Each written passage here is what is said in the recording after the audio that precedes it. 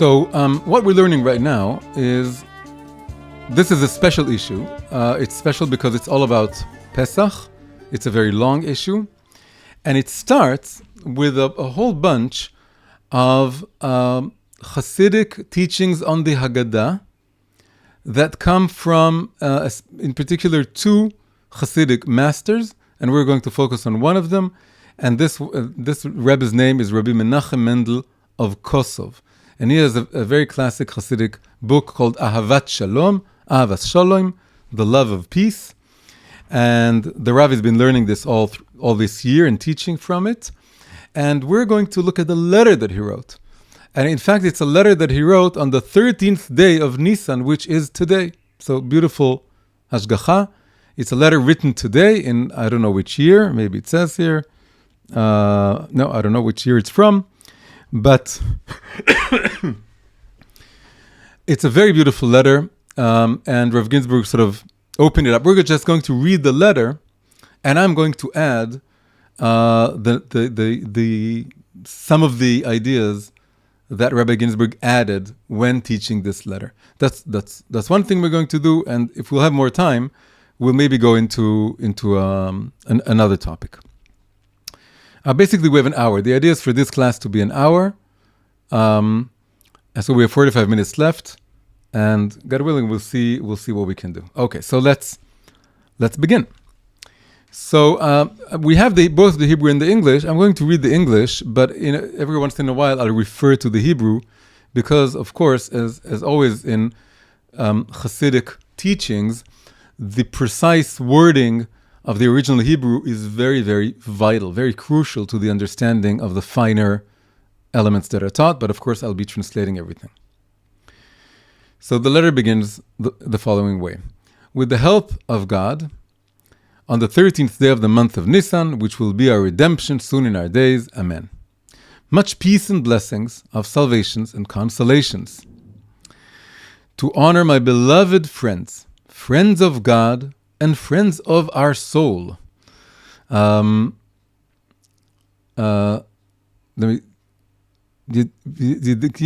So our soul, he was referring to himself, right? Rebbes sometimes talked of themselves in the plural, but it's a beautiful opening. This isn't really the substance of the letter, but it's just a beautiful opening that he gives a lot of blessings, and then he calls his friends beloved friends, and then he says friends of God and friends of our souls. And as we'll see, the fact that the word friends here is repeated 3 times, right? Is already hinting at the fact that the main topic that he's going to talk about in this letter is friendship. I'm going to say it in advance. So it's friendship, and it's being a good neighbor, being a neighbor and a friend. So the whole thing is we're talking about Pesach, but the main thing he's talking about, and the main meaning of what it means not to have chametz in our hearts, in our souls, is being able to come out and reach out to our fellow friend and our fellow neighbor. It's not the same thing, but this is where he's aiming at. So the word friends here is now appearing several times. And then he says, beloved above and pleasing below. Those, and this is beautiful, not common phrasing, who cling to the walls of my heart, hanitzmadim bekirot libi, desiring to truly be God-fearing. So all this is just addressing his Hasidim, his students. And we can see, obviously, that it's not just students, it's students and friends. So this is an important thing about Hasidut generally. The Baal Shem Tov called his students his friends. This is not an obvious thing. In classical, the classical relationship between the Rav and his students, the rabbi and his students, is that they need to fear the Rav, the rabbi, and there needs to be a sort of distance. And it also exists in Chassidut. There is this distance, there's this awe and admiration towards the Rebbe. But from the Rebbe's perspective, and this comes across to the Chassidim, they're also good friends. This is a tiny little example of this. The Baal Shem Tov would actually call his Chassidim a chaverim, my friends. It was a big group, and friends makes it all equal. It's like when you're studying Torah together, you're called a chevruta. Chevruta is that your friendship. It's a kind of friendship. It's a Torah friendship. We're studying Torah together. So for the Rebbe, Chassidut on the one hand elevates the stature of the classical figure of the rabbi to something even higher than he was before, because it's not just someone who knows more Torah than you and who tells you what to do and teaches you, and he's the teacher and you're the students.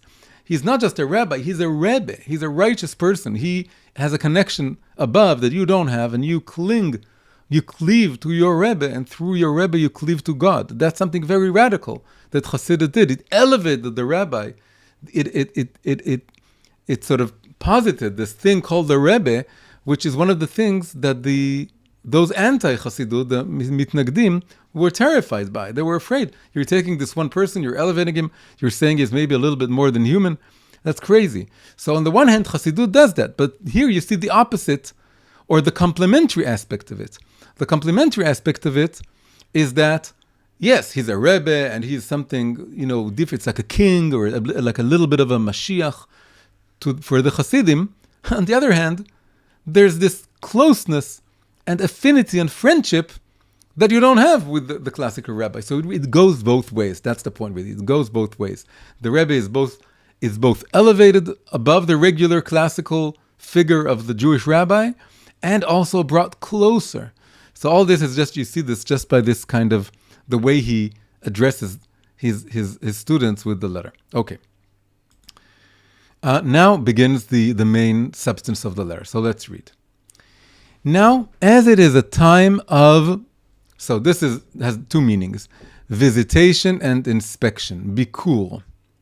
So the main meaning really is inspection. What does it mean? What is it, the time of inspection? So the 4 days leading up to Pesach are times in which, in the times of the temple, when we had the Pesach sacrifice, one needed to make sure that it's a kosher sacrifice, that there's no flaw, there's no mum. Mum is a flaw or a problem, a physical problem, a physical defect in the sacrifice. So this is called zman bikur. But here he talks about a mum, a blemish, or a fault in the soul, of course. So he says this is a time of bikur, inspection. So that what does it mean? We don't have the Pesach sacrifice. We don't have the Holy Temple. Each and every one must inspect themselves, so there will be no flaw in them. As it is written in the Song of Songs, you are entirely beautiful, my love. There is no blemish in you. Mum ein bach. There is no mum in you, no blemish on your soul, no problem with your soul. As we're coming towards Pesach, Pesach is the first of the 3 festivals. It's the first time in the year, when you count the years starting with Nisan, which is the beginning of the years in terms of the Jewish cycle of the festivals. It starts on Nisan, we're basically in the first month of this cycle, not the yearly cycle, the monthly cycle, but that's the year of the months. It started now in Aleph Nisan. And so this is like our first meeting with Hashem. It's like a first date. And when you come to the first date, you want to make sure there's no blemish, and you're as perfect as can be. And so we want to be perfect in the eyes of Hashem. A little addition here from Rav Ginsburg. So Rav Ginsburg, as you probably know, and if you don't know, then now you know, he's a mathematician. He was basically a mathematical prodigy before he did tshuva. He finished high school when he was like 16, and then he finished his master's when he was 21. And then he went full-time into tshuva and Torah learning. But what he studied was mathematics. He was a mathematical and musical prodigy. And he's taken his mathematics into Torah. And so he's not the first, but in our generation, certainly the greatest of the people who are looking into the numerical value of the words and trying to glean new levels of meaning using that instrument. Of course, it's a very classical instrument, and many, many sages and rabbis have used it all over the generations. Some people have a hard time with it. They feel it's arbitrary. It usually comes from not really going deeply enough into it. Of course, it's not. On the one hand, it is an exact science in the sense that you can't cheat the numbers. The numbers have to work perfectly. On the other hand, what they mean is another thing. To interpret them, it's not. There are many ways of interpreting each mathematical equivalence that you discover. So anyway, for him, it's like a major element of the way he learns and the way he prepares his classes. He plays around with the numbers all the time, and he discovers similarities or connections, not just this equals that, far more complicated than that, because he has the math going very quickly in his head. So we can see far more advanced connections between different verses and words. And many, many times, this is what sparks a Torah innovation for him. The Torah innovation isn't reliant on the numbers and the gematria, but the gematria led to a discovery, and then the discovery, when he goes into that becomes something in and of itself that works. So we're going to see some examples of this, and if we're going to learn this booklet. So now it's a very simple thing. So the word mum, right, which is flaw or blemish, and it's used here in the Song of Songs. What is the gematria of mum? So it's 2 mem. Mem is 40. Together it's 80. And then vav is 6. It's 86. So if you know just a little bit of gematria, you know that 86 is a very important word in Hebrew. It's the word Elokim, the name, the basic name of God, the name that's used in the opening verse of the Torah and throughout the Bible all the time. And of course, I pronounce it with a kuf, but it's written with the hey, Aleph Lamed Hey Yud Mem, and as we say it, Elokim. So this equals 86, and also it equals Hateva, the nature with the definite article. So, but what's the point here? What's the idea? It's not, Mum is a bad thing, Elokim is, we would think, a good thing, but it's more interesting than that. Elokim is not the highest name of God. It's the more external name of God. The inner name of God, the main inner name of God, is of course the 4-letter holy name, the Tetragrammaton, Shem Havaya. And Shem Elokim could be used when talking about God, Hashem, and it could be used when also talking about idol worship, Elohim Acherim, false idols, other gods, foreign gods, same word. So the word can go both ways. And the fact that it equals Hateva, nature, shows us that it's more connected with godliness as it pertains to creation, not so much the creator himself as a distinct transcendent being. So the idea here is that the natural state of all of us is flawed. That's basically when you put it together, then because Hateva equals mum, that means that nature is flawed. You know, the biggest question about circumcision that has existed since time immemorial, the Romans had a hard time with it, the Greeks had a hard time with it, is that the Romans and the Greeks think that nature is perfect, and then they look at the Jews, and a son is born, a male son is born, and 8 days later, they, from the eyes of the Greeks and the Romans, they mutilate him. It's not really a mutilation because no whole organ is being cut off, but something is cut off, the foreskin. And so when that is cut off, it appears to the Greek and the Roman as saying that nature is imperfect. And they don't agree. They think nature is perfect. And so the Jewish stance is, indeed, nature is imperfect. Hateva equals Elohim. Elohim, the word Elohim, which also could be negative, could be idol worship. You could idolize nature. All this also equals mum, a simple Hebrew word, mum. Mum is a defect, a fault. Its nature is faulty. It's covered up by a kind of foreskin, not just of the male body. All of reality is covered by a kind of foreskin which hides its true divine nature. And so in order for us to rectify reality, we have to realize that it's flawed, it's imperfect, and we have to transcend the first natural nature into what we call second nature. Second nature is a habit, but it's also in Chassidut your highest nature. Your highest nature, your truest nature, comes second. It doesn't come first because we're born with a foreskin, we're born part of nature, we're born embodied in physicality as a world that's flawed, in a world that's flawed. So once we realize that it's flawed and we can transcend a little bit the natural state, we are connected to our teva sheni, second nature. And what is the gematria of teva sheni? Right? Ha-teva equals Elokim or Elohim equals mum. But teva sheni, second nature, equals emet. Teva sheni is 441. It's emet, truth.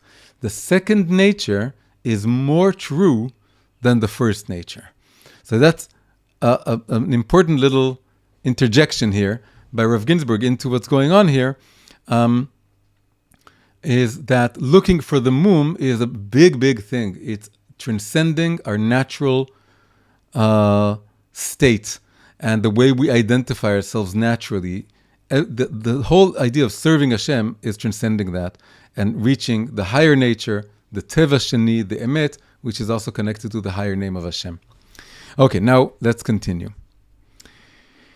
Now he takes a verse from the story of the Exodus.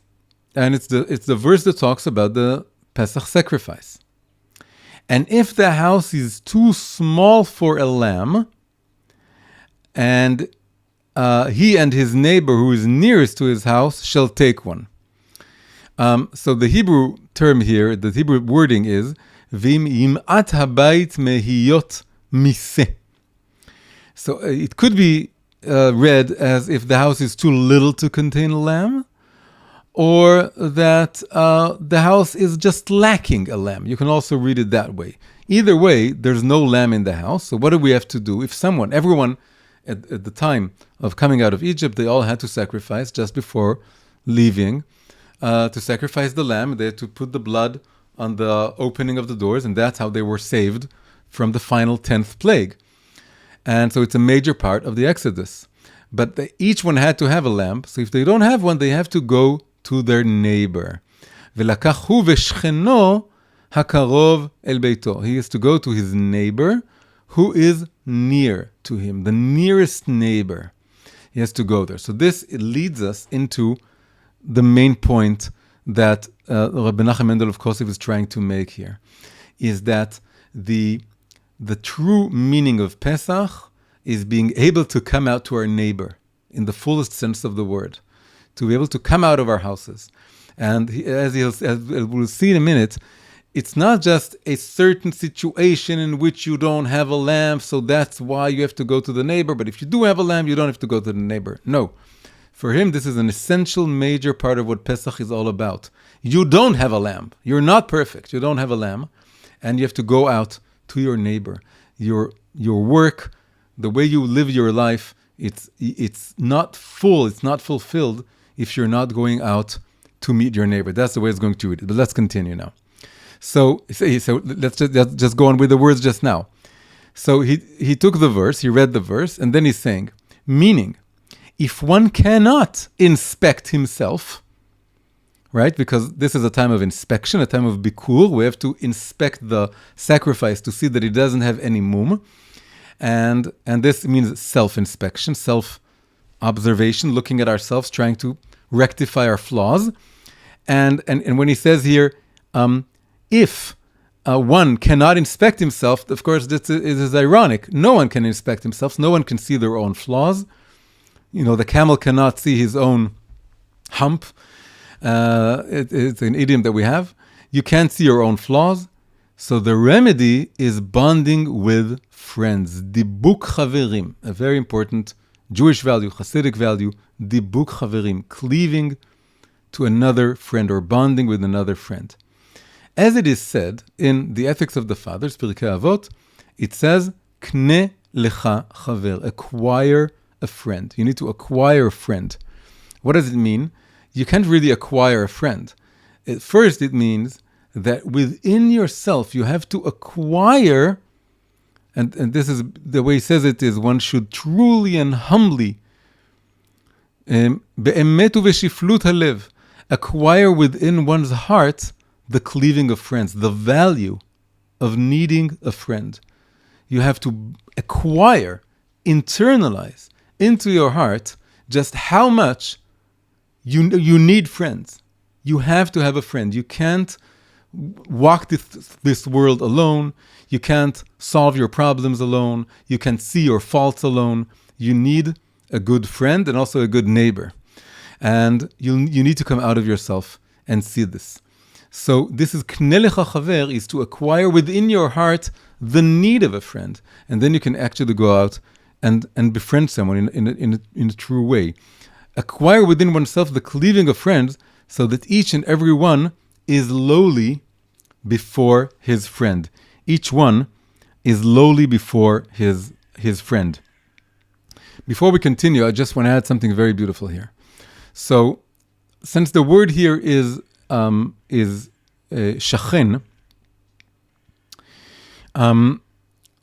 shachen is neighbor. Shachen is also the root of shechina, the holy presence, the feminine aspect of God that's dwelling in our hearts, and that's dwelling in the world that we need to be dwelling in our hearts. So now the word shachen, there's also in the Ethics of the Fathers, it says, Rabbi Yosei says, in answer to the question, what is the good path that each one must acquire? Ezoi derech tova sheidvak ba'adam, the good path that one should cleave, one should cling to. That there are several answers given. One of them is to have a good neighbor. And the beautiful interpretation or explanation of this by Rabbi Yonah HaChassid is, he says, you need to be the good neighbor. It doesn't mean that you have to find a good neighbor and make sure you have good neighbors. You can't really control who your neighbors are. You can control a little bit. You decide which neighborhood you're moving into sometimes. But then, when he says, when Rabbi Yosei in the Ethics of the Fathers tells us that the good path to cling to is shachen tov, it means that you need to be the good neighbor. You have to make sure that you are the best neighbor in your building or in your neighborhood. And then he says the following. He says, if you have 5 good friends or 8 good friends, interesting numbers. First, you are tested in small circles. And if you are able to have 5 good friends who are close to you, and then you move on to 8 good friends, only then will you be able to love the entire world. Many people today presume to be sort of universal lovers. They want to love all mankind. They want to love all the people in the world. They want to love the Jews and the Arabs. They want to love the Israelis and the Iranians and everyone in the world. And it's a good thing. We do need to love everyone in the world. Everyone in the world was created in the image of God. But you can't just start with universal love. If you love, and we know people like this. I know personally a person like this who is all about universal love and is talking about peace, and their life's dream is to bring peace to the Middle East. But they ended up fighting with all of their neighbors. Just an actual story from right here in Tel Aviv. Someone who has been able to pick a fight with everyone in their building, and yet is this total, peace activist. And the peace activism is a totally good thing. It's a wonderful thing. You want to love all the people in the world, but it's the only way to really do that is to first be able to be in very, very good terms. Baruch Hashem, we're in good terms personally, but we're trying to help, solve the fights with the other people, but this is the biggest test. You need to love first 5 people and then 8 people, and then gradually, by gradation, can you come to love and have a true relationship with all of humanity. And now the numbers 5 and 8 here, another little gematria thing, is that if you take the word love, the Hebrew word love, very basic word, ahava. What is the numerical value of ahava? It's 13. That's same as the word echad, which is 1. 13, very basic word, ahava. 13 is 8 plus 5. But it divides in a beautiful way. The first 3 letters, which are the root letters, aleph, hey, bet, ahav, just at the root, this means to love, that equals 8. And then the final hey that's added, that's 5. So within the word ahava, we have this both the 5 and the 8, which is the numbers that Rabbeinu Yonah Chassid gives when talking about neighborly love. So just a beautiful little thing. You need to love 5 and then 8, so you need the Hey, and then you need Ahav. Hey is also the middle letter of Ahav. So you start with 5, and then you expand it to Ahav. Put together, it becomes Ahava. That's now 13 people you're able to love. And from there you can extend to more and more. Now comes probably the biggest and most beautiful innovation that Rav Ginsburg added to this whole letter. The word that the Kosovo Rebbe is repeating here several times is lowliness. Sometimes here I translated it as humbleness or humility, and sometimes as lowliness. But in Hebrew it's one word. It's shiflut. And shiflut is a very important trait. It means feeling that you are below others, but not in a bad way. Not in a depressed way that you tell yourself you're worthless, but in a way that you feel that you have to learn, you admire everyone, and you look at their good things, and you only see the good things about them. It comes from a feeling of the opposite of being arrogant, the opposite of being assuming or feeling that you're higher or more important than them. Is feeling that you're lower than them. People would think, well, why not just be on equal terms? Yes, but if you're on equal terms, it's also, there's a competition element to it. But if you come to the world, as David HaMelech did, David HaMelech was able to sing and dance with the lowliest, simplest of Jews because he felt lowly even more than them. So this property of lowliness is something that is repeated here again and again. So what Ginsburg did, what he did was that he took the word shachen, which is neighbor, and he said shachen is made up of 3 letters, right? It's shin and kaf and nun. So he said the first letter, shin, stands for shiflut. And then we can come up with 2 more words, and the 3 words together would be the 3 traits that you need in order to be a good neighbor. And by extension, a good friend. So the first is shiflut, and the second is kenut, honesty, and the third is ne'emanut, loyalty. Shiflut, kenut, ne'emanut. So of course you can come up with other words that start with kaf and nun, but there's something very beautiful about these 3 words specifically. Shiflut is how you're able to learn from other people and to see the good things about other people. Kenut, honesty, is also a very basic ingredient of being a good neighbor. You have to be open, you have to be honest, you have to tell them how you really feel and the way you really feel. If you're pretending, if you're making a show, you're not a good neighbor, you're a really good neighbor. You can say, well, let's just smile to everyone. So that maybe with the distant neighbors, but with the closer neighbors, if you want to have shechina in your neighborhood and between you and your neighbors, then you have to be honest also. So there's shiflut and there's kenut, and they go together. And the final one is ne'emanut, loyalty, that you're there when they need you. You're able to be there when they need you. And so if you put it together, that's another beautiful gematria. You take the 3 words, shiflut, kenut, ne'emanut, acronym shachen, then together it's 3 times 613, which is the number of the commandments, meaning that if you put them together, you divide it by 3, then the mean value of the 3 words together is 613, very holy, very, very foundational Jewish number. And they also equal together tshuva, Torah, tefillah, the 3 main things that Judaism is made up of tshuva, repentance or return to Hashem, and Torah, which is Torah, and tefillah, prayer, tshuva, Torah, tefillah. So it just shows that these 3 words were almost meant to come together. But just putting them together was a new thing. So I think it's a beautiful thing to think about in Pesach. Now, again, the whole idea is, this is the next page now, is that the whole idea of chametz and matzah is chametz is more ego and matzah is less ego, not having ego, boiling it down to the essence. And all this is measured in our ability to be on good terms with the closest people around us, with the shachen hakarov. Another thing he adds here is that the word hakarov, right, you can see it right here. Where is it? Here. Right? Hakarov, the way it's written without a vav, you can read it also Rivka. Rivka is the spouse of Yitzchak, and that could be your wife or your husband, your partner, your spouse. The closest to you. Who's the closest to you? It's your wife. Where Yitzchak and Rivka are the only monogamous couple among the three fathers.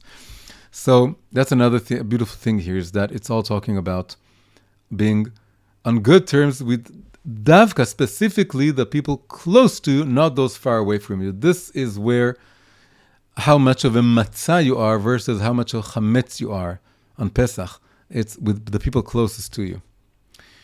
Okay. Now let's continue. And this is the essence of removing chametz, leaven, and inspecting its flaw, the flaw of the sacrifice. The two things that the days preceding Pesach are all about. Which is, what is chametz? It's the disgraceful quality of pride.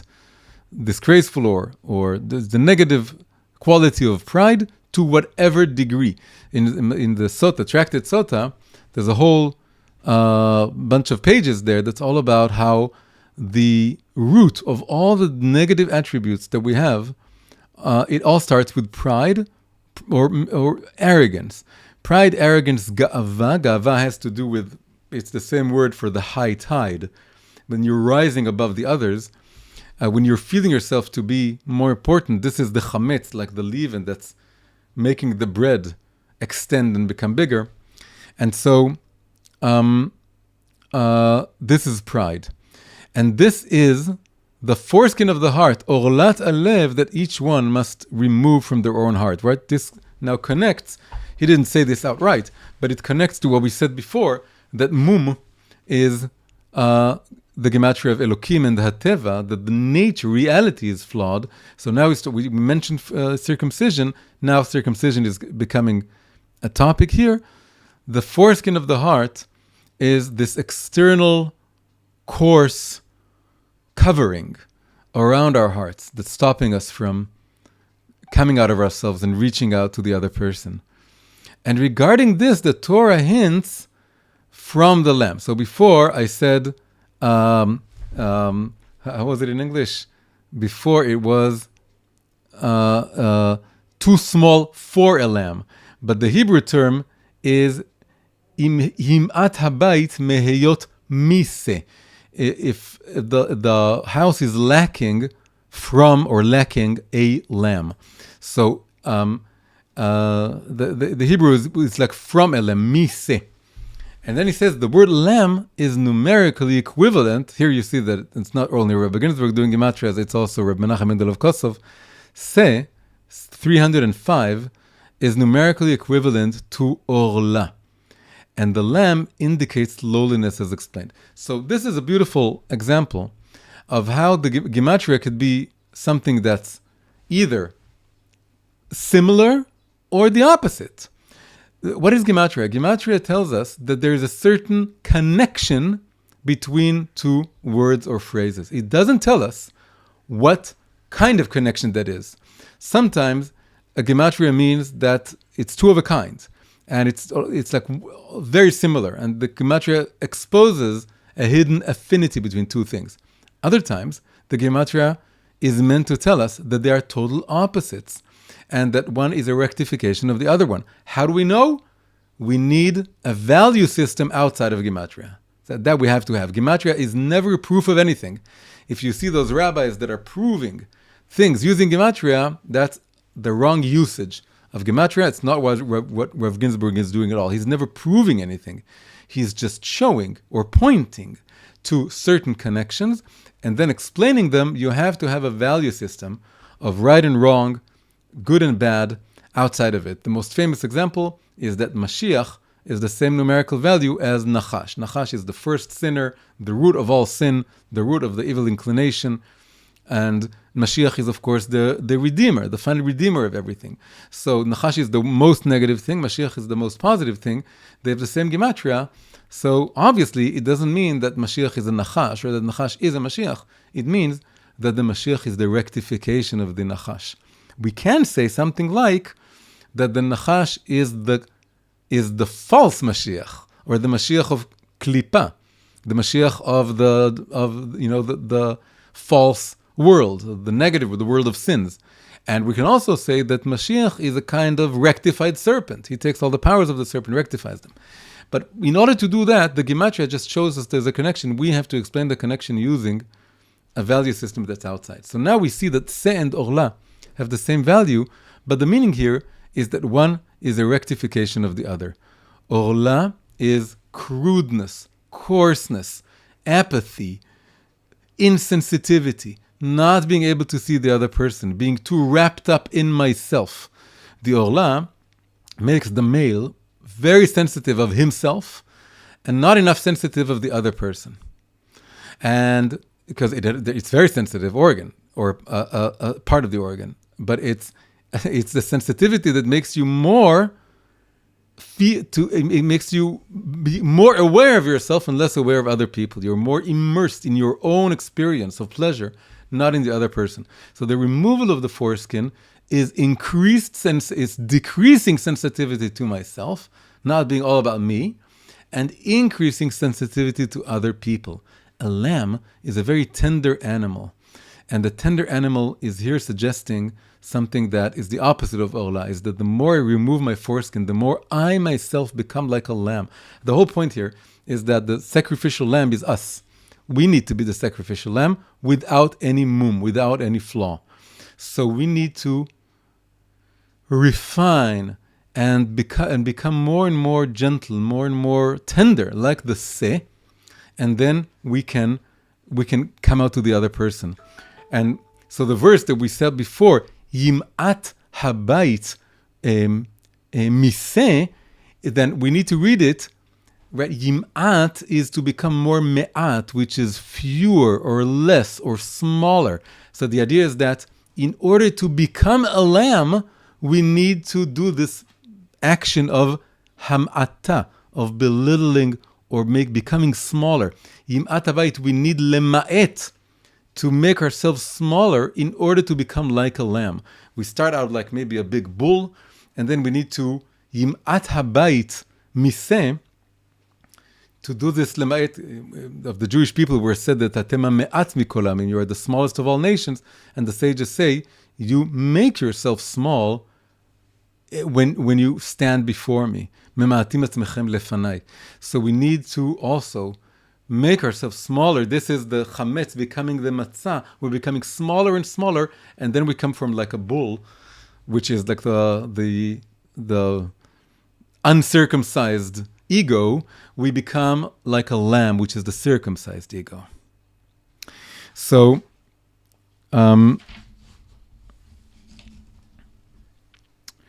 so this is what he's saying here.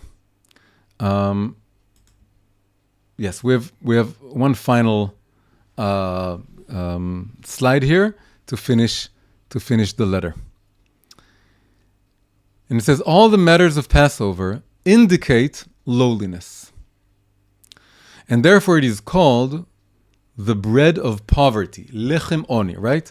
Matzah is called lechem oni, a bread of poverty.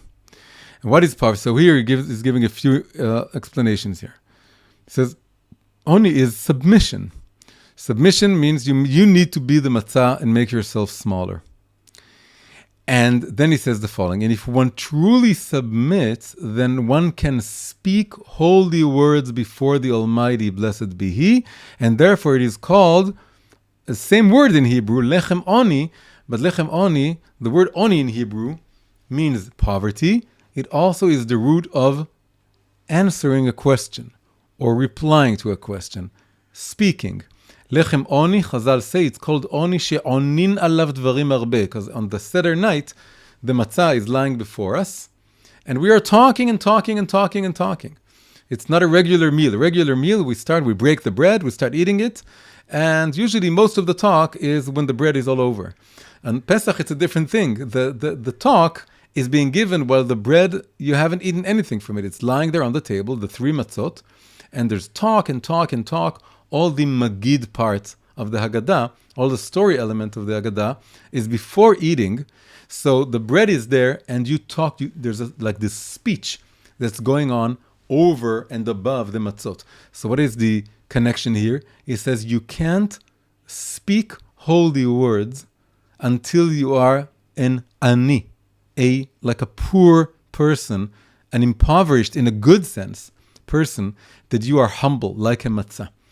When you are full of yourself, basically, when we are full of ourselves, then the words that come out are also, they are full of this kind of energy. And then they fill up the room in a kind of way that doesn't leave room for the other person to answer us also. So the dialogue, this is also why it's answering, not just talking. Lechem oni is when you ask a question, then you're answered. This is a dialogue. It means everyone is open to listening to the other person. And so this is has to do with everyone diminishing themselves or becoming smaller like a matzah. So it's a beautiful reading of something that's very, very basic in Judaism. It's very, right, it's in here in Masechet Pesachim. It's in the Gemara. It says that it's called lechem oni biglal she'onim alav dvarim rabim. Many stuff is being spoken above it or over it. But here he's showing the deeper connection. The deeper connection is that you can't give a true reply, which means you have to listen to the question. You also have to pose a question so the other person can reply. You can't be engaged in such a dialogue unless you impoverish yourself, you make yourself more ani, more submissive, more tsanua, more having more shiflut beforehand. The bread of poverty means that one truly submits as the measure of a poor man, then he can speak upon it different matters, right? He can answer and speak different matters. The final thing I have to add here, I say we're not going to get to the other topic that I prepared, but one final gematria, which is very beautiful. It goes along with, it adds an important element to everything we just said. And then I'll also open the microphones for some questions. But I mentioned several times the word lowliness, shiflut, and it's one of the words that many people have a hard time understanding, because it's, especially in modern Hebrew, it doesn't sound good, doesn't sound positive. It sounds quite negative. If you think about, for example, the word humiliation comes from the same root, hashpala. So no one wants to be humiliated. But when you think about it, English also, humiliation and humility is the same root. Same root, it's just different connotation. Humiliation is a very negative thing, and humility is a very good thing. So the same thing you can say about the Hebrew words. But the main thing we have to get across is that the lowliness that we're talking about in Chassidut here is not only a positive lowliness, it's a joyful lowliness. There's something incredibly relieving about not holding on to a lofty self-image of myself. When I tell myself that I'm supposed to be perfect, and I'm supposed to be great, and I'm supposed to be successful in everything, that's the most depressive thing in the world. It gives me a good feeling in the short run. I tell myself, I can stand in front of a mirror and I can tell myself, you're amazing, you're great, and you're just and we also, tell it to other people. We see they're depressed, so we tell them, no, you're amazing, you're great. It helps them, but it's a very short-term solution, because it gives them like a boost of energy, a boost of self-image.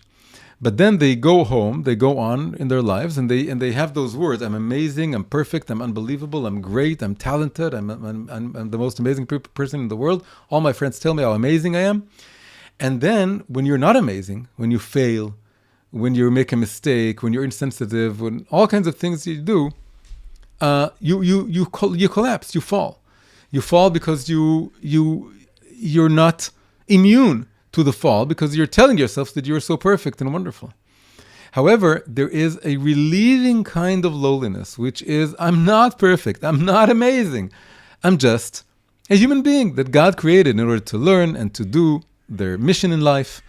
But I'm by no means am I perfect or amazing. And that's a wonderful thing, that's a happy thing. And so the final gematria here, which is, we've been, Rav Ginsburg has been talking to us about lowliness ever since we can remember ourselves. But now, for the first time, we saw this very simple gematria, or first time that I've seen it, is that shiflut equals simchat chaim, right? Here, you need to say that it is the same thing, not opposites. Shiflut equals simchat chaim, joy of life. Or rather, also in French, we say joie de vivre. Joie de vivre is joy of life, simchat chaim. So shiflut equals simchat chaim. And there's a very important tractate in Chassidut called Ma'amar Shiflut ve'asimcha, the tractate of lowliness and joy, happiness. The two go together. So to sum up everything we just learned, the point of this letter, we see the Kosover, the first rabbi of the Kosovo lineage, Rabbi Menachem Mendel of Kosovo, writing a letter the day before Erev Pesach today to his Hasidim. He calls them his friends, the friends of God, the friends of his soul, and who cling to the walls of his heart. You can see how close he feels to them. And he tells them, please, please, these days, it's not just about cleaning your house of chametz. That's the external thing you have to do. The internal thing is to make sure there's no arrogance in you, but in particular towards other people, and even more in particular towards the people who are closest to you. That's the biggest challenge. It's the easiest thing in the world to love someone who's in another country or in another city and whom I barely meet. And I meet him every once in a while, and then we have a wonderful conversation. That's because we don't come across each other on a day-to-day basis.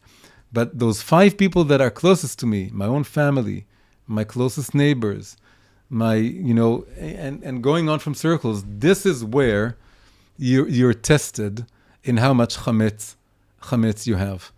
And so the challenge we should be facing now is you all need to think, each one of you, and including myself, to think about a neighbor, someone who's close to us, and that we want to be closer to them. And closer to them means we need to have shiflut, not to assume to be in any way more important than they are, and to have kenut, to be honest, to be candid, to have candor, and ne'emanut, loyalty, being there in their hour of need, their time of need.